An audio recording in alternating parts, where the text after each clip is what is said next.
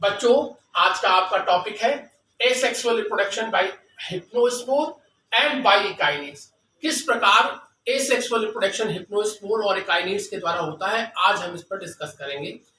Intermediate की नई classes start हुई हैं, उसमें यूनिट फर्स्ट में रिप्रोडक्शन इन ऑर्गेनिज्म है, जिसमें मैंने आपको बताया था यहाँ पर कि कितने प्रकार से रिप्रोडक्शन होता है ऑर्गेनिज्म में।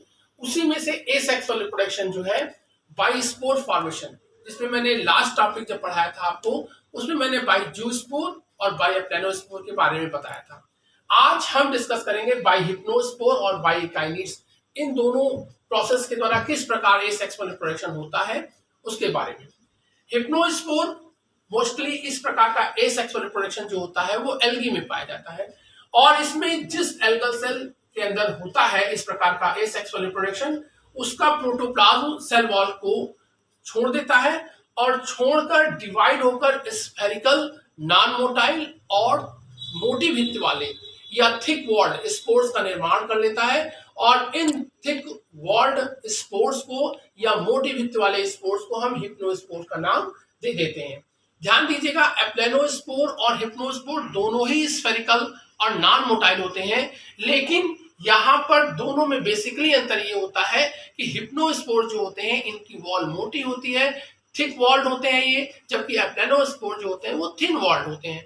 और दोनों ही प्रकार का रिप्रोडक्शन, चाहे वो एप्लेनोस्पोर के द्वारा हो और चाहे हिप्नोस्पोर के द्वारा हो, ये दोनों ही अनफेवरेबल कंडीशन या प्रतिकूल परिस्थितियों में ही होते हैं।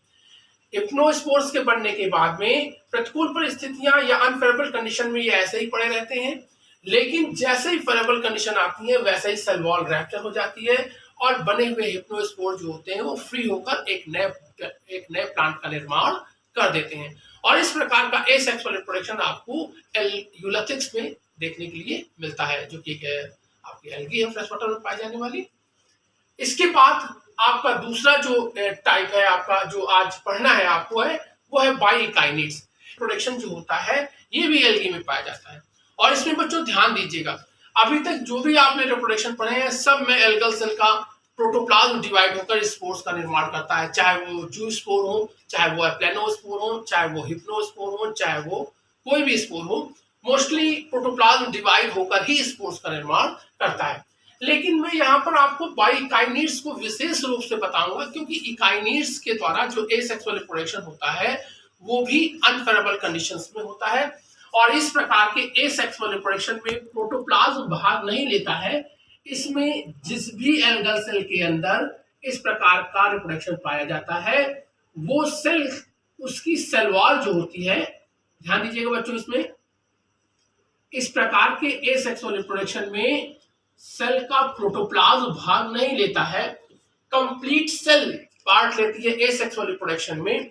इसमें जिस भी एल्गल सेल के अंदर रिप्रोडक्शन होता है बाय इकाइनेस के द्वारा, उसकी सेल वॉल जो होती है उसके चारों ओर जो एक मोटी वॉल का निर्माण हो जाता है, और इस थिक वॉल्ड स्पोर्स को इकाइनेस कहते हैं। इसे ही हम क्या कह देते हैं, इकाइनेस।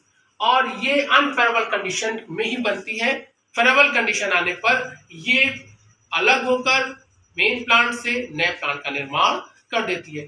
ध्यान दीजिएगा, इकाइनेस में कभी भी प्रोटोप्लाज्म भाग नहीं लेता है, इसमें कंप्लीट सेल पार्ट लेती है एसेक्सुअल रिप्रोडक्शन में। Thank you.